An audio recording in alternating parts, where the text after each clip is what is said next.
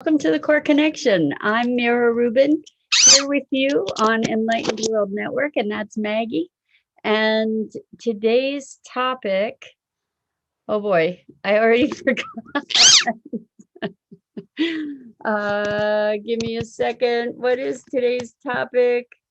Is impatience, timing, and trust. So we often want to push the river, so to speak. We want things to happen when we want them to happen, and we get to look today at how there's sort of when we allow ourselves to trust, things do unfold in the perfect divine timing. So good morning, Rosalind. Great to be here with you. Thanks so much for joining us and everybody else who's here with us. And I'm back with Maggie this morning. So for all of her fans, I'm sure you're going to be glad to spend a little time with her.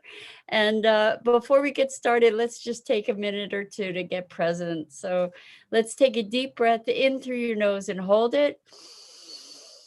And imagine clean, crisp oxygen just flooding your lungs and flowing into your bloodstream and nourishing all your cells and your organs and bringing vital life energy. And as you exhale, exhale any stress or tension, fatigue, negativity.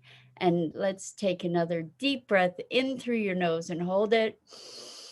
This time, imagine brilliant, bright light lighting you up from the inside out, energizing, electrifying, illuminating, and just bringing incredible life into and throughout every molecule, every electron, every cell. And as you exhale, exhale any remaining tension or stress, negativity or fatigue. And now let's just gently press our palms together.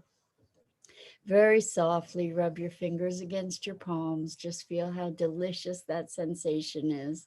And bring yourselves present right here, right now. Welcome, welcome, welcome. So, impatience, timing, and trust. It's interesting because I sometimes have had the feeling that I'm marking time, and I wonder if that's the case for you as well. Sometimes what arises in that mindset is the notion that you're just waiting, and that nothing's happening, or that this moment in time is somehow void of value or benefit. That what we're just do that we're do what we're doing is just waiting and marking time, as I said. And the thing is that what I've noticed in my life is that things do end up happening at the perfect time. And when I have that sense of impatience, or that feeling like, come on, hurry up, what time is it, how long is this going to take, that it's usually, I mean, I can't think of a time when it wasn't, it's always been something that has served me ultimately. That the timing truly is perfect, whether I think so or not. It's kind of like from the Rolling Stones song, "You don't always get what you want, but you get what you need." Good morning, Andrea. Welcome, welcome. We're talking about impatience, timing, and trust.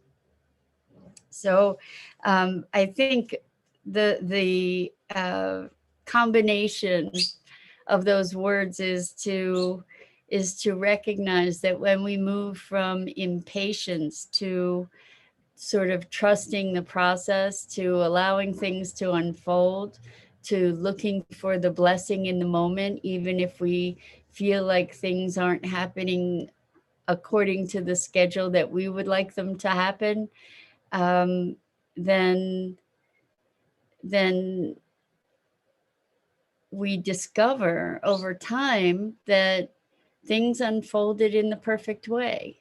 And it's interesting.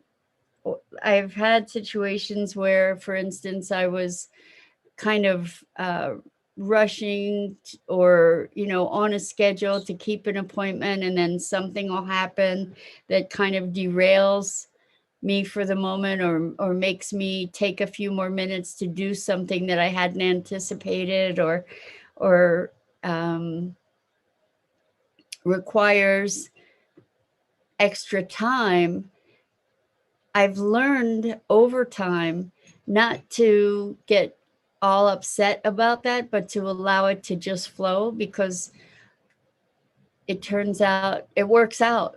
It works out. So it works out sometimes when, even though it seems like whatever the incident was would have made me late, it doesn't make me late, or I'm there just on time, or the other person is late. Or I used to get very upset about time, or agitated, like being on time, and there was a lot of stress around time, and how quickly things were happening, or how slowly things were happening, or how things didn't seem to be happening. I don't know if you guys have had a challenging relationship with time yourselves, but that has been something in my past that I really had to come to reckoning with. And now when things happen, I'm much better able to flow with them. And in flowing with them, not only is there greater ease, but I believe that it just keeps possibility open.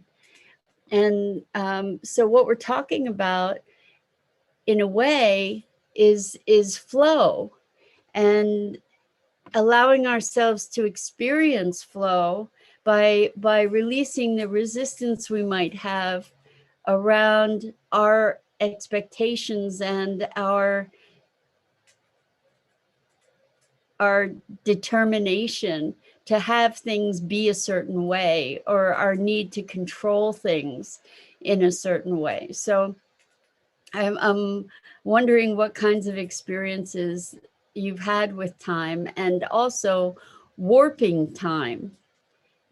I have had situations where there was no question that I couldn't get from point A to point B in time for whatever commitment or obligation I had on the other end.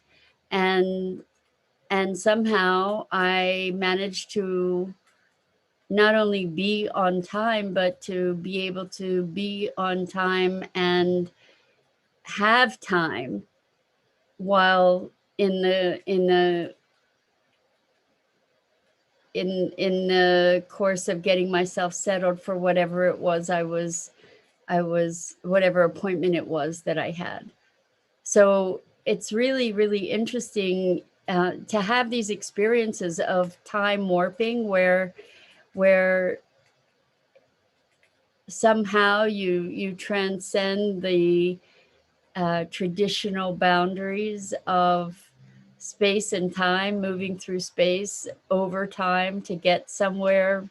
Uh, I wonder if you've had experiences like that as well.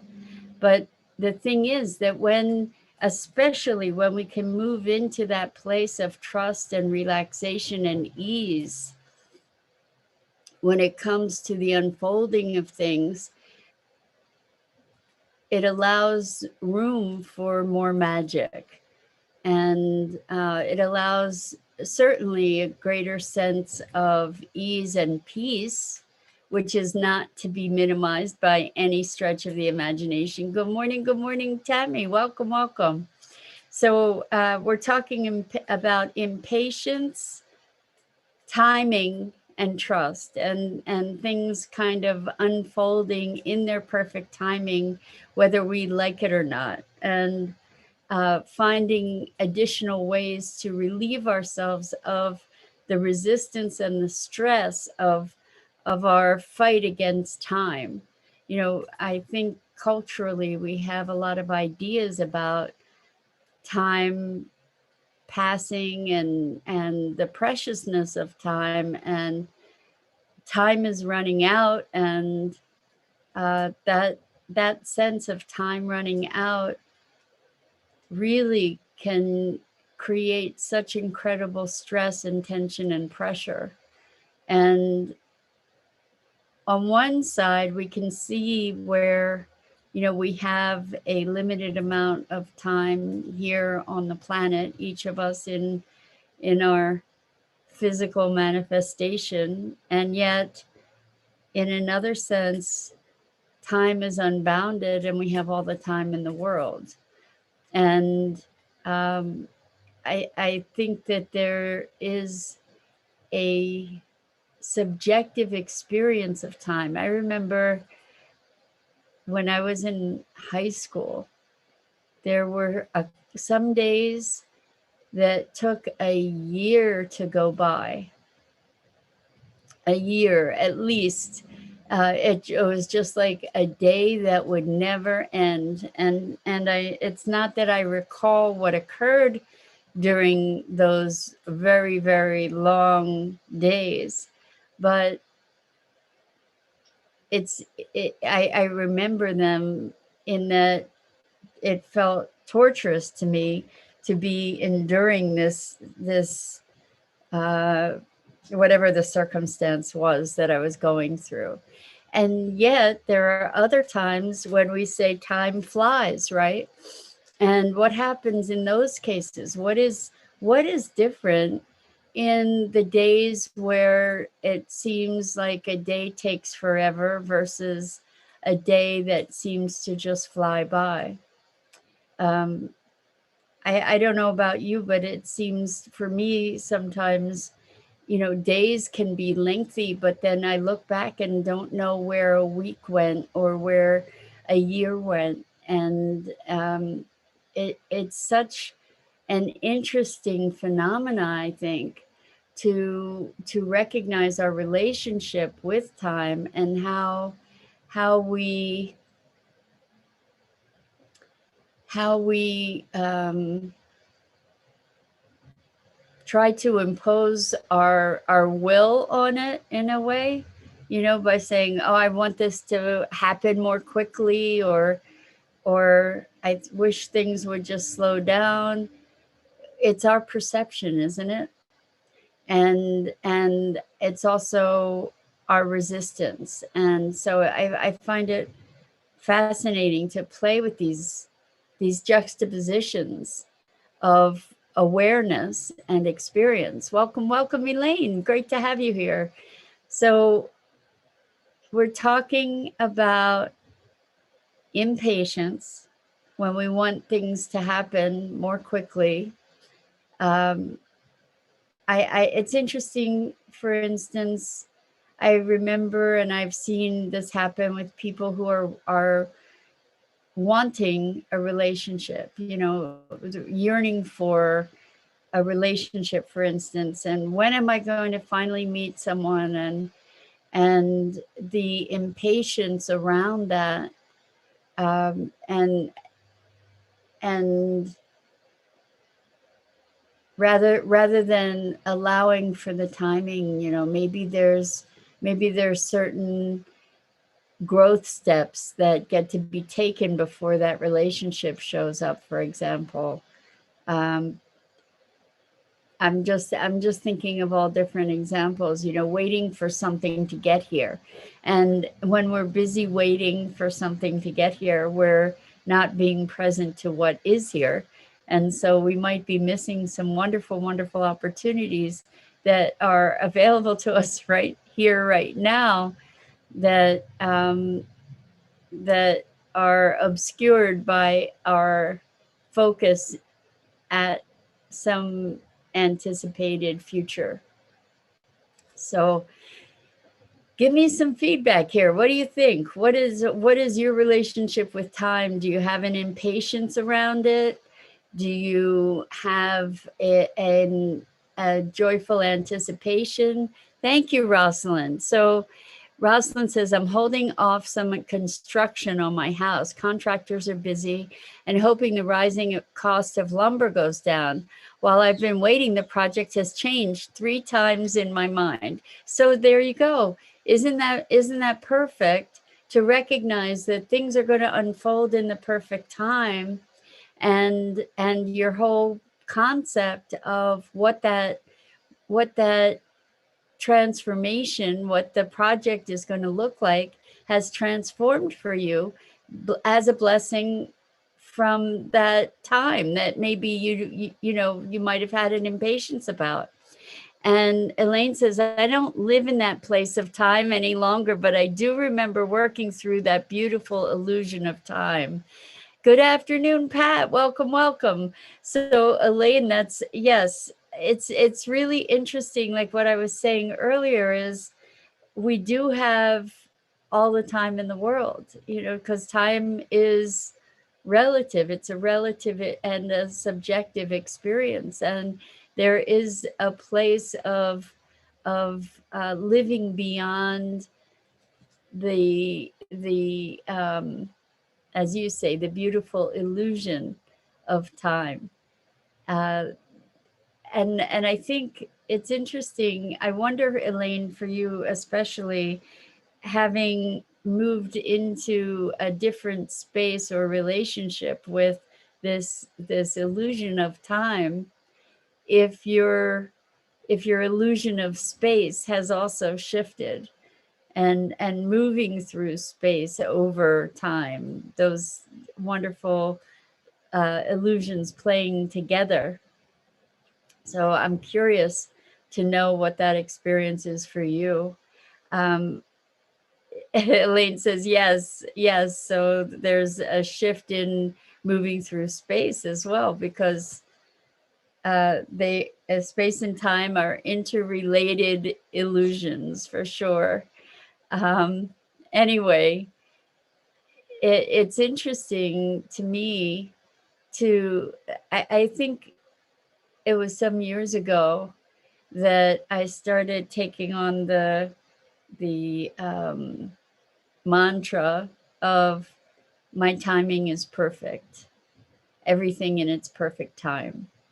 And what's at the root of that is, again, releasing resistance and accessing trust, accessing this place of flow and allowance of life to unfold in its perfection, and uh, realizing that our desire for something in this moment, or our wanting, is even a more accurate term, feeling the lack of whatever it is that we're desiring in the moment. So that's wanting things to be different, wanting timing to be different, uh, is really creating a level of suffering for ourselves that, Maggie, no biting, that she's just looking at me like, what? You see that? Because she doesn't expect me to be talking to her directly during our time together. Anyway, she caught me off guard there. Now I've lost my train of thought a little bit. We're talking about uh, the the the resistance to life as it unfolds, and allowing ourselves to just uh, come into a greater place of trust. And that's that's where this mantra, so to speak, of my timing is perfect, everything in its perfect time, uh, allows maybe some release, some letting go. Yes, sassy girl. Yes, Maggie is quite sassy, aren't you, buddy? Aren't you, buddy? Who, me? Who, me? Yes. So Elaine says, all is deliciously perfect, unfolding for the good, all, as one clears up the distortions of what truly is for the good of all. Yeah, exactly. When we come from that vantage point life is a very different experience. Thank you, Andrea. Yes, it works. It works to put ourselves in a space of my timing is perfect, everything in perfect time. And it allows us maybe to reframe our attachment to wanting things the way we want things. Good morning, Dennis. Wonderful to have you here. We're talking about impatience, timing, and trust, and how by moving into trust, we can allow for the perfection of timing, of our timing, of the timing of things evolving in the universe, and relinquishing our resistance and our need to, for the illusion anyway, of control, right? So I'm thinking in terms of business or in terms of opportunities. Uh, when I guess all of this is giving us vehicles to truly trust that life is unfolding in its perfection. And when I I believe that that is a conscious and deliberate choice to trust and to remind ourselves to trust. We do get to choose.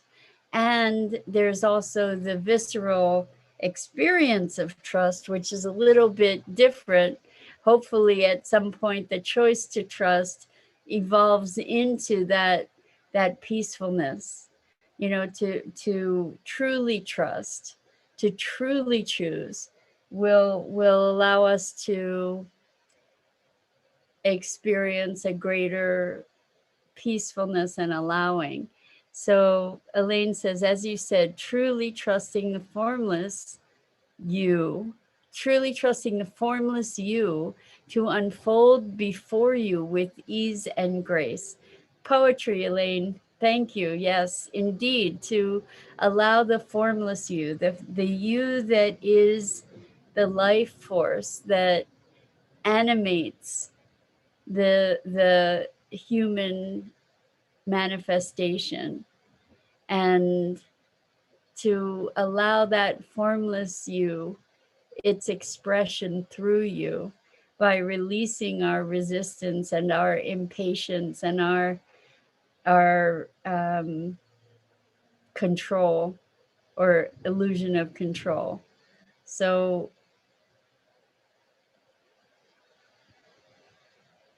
with timing, if we allow the timing to be perfect, then maybe we can cultivate a curiosity about the lessons or the opportunities that are available for us as we emerge into that unfoldment, as we progress forward into that unfoldment or that unfolding. It's an adventure. When we have the opportunity to move in trust, we can maybe begin to cultivate a joyful anticipation of the adventure of the Maggie, stop biting. Thank you. No biting. Hey, no biting. Thank you. Um, we can we can cultivate a joyful anticipation rather than an anxious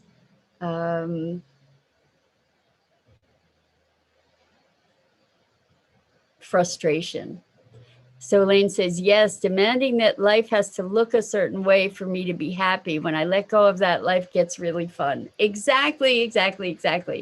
So that's what I was trying to say, Elaine. Thank you.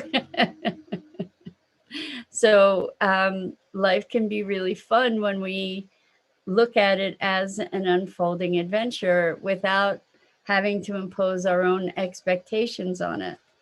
Things can change in the blink of an eye. Ouch. Ouch, that hurt. Let's put you on timeout. This is her timeout. So she can chill and reset a little bit. And it sometimes it works. Now she's biting me. No, Maggie, timeout. There we go. Okay, good girl. Good girl. Good girl. Working with Maggie is an adventure. Playing with Maggie is an adventure. There are new surprises every day. So anyway, the unfoldment, that's really what it comes down to, is by cultivating, by supplanting our impatience with trust, then and potentially curiosity, we can experience a greater appreciation and joy and allowing and fulfillment, I think, from life itself. So Elaine says, I love being a part of this experience with all of you beautiful ones. And likewise, you light up my day. I am so grateful to spend these mornings with you. And it's really quite delicious for me. And it means a lot that you guys communicate through this, because it makes it a conversation rather than a monologue. And you all have so much wisdom to share that it's wonderful to be able to have that opportunity to lift one another collectively. So I just want to say thank you for that. And the morning musings, exactly.